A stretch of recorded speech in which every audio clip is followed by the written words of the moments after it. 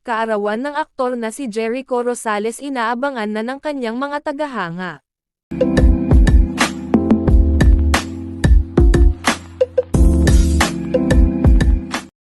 Nalalapit na ang kaarawan ng aktor na si Jericho Rosales at sabik na itong inaabangan ng kanyang mga tagahanga.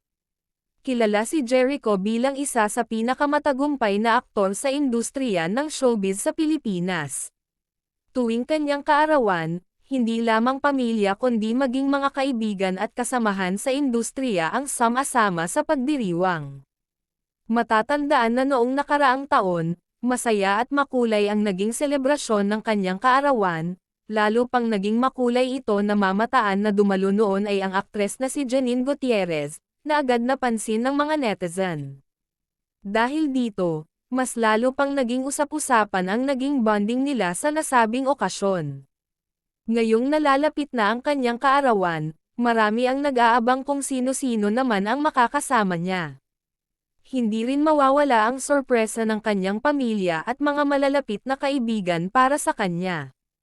Ang pinakaaabangan ng marami ay kung ano ang magiging sorpresa ng kasintahang si Janine Gutierrez, tiyak na muling magiging makabuluhan at masaya ang kanyang espesyal na araw.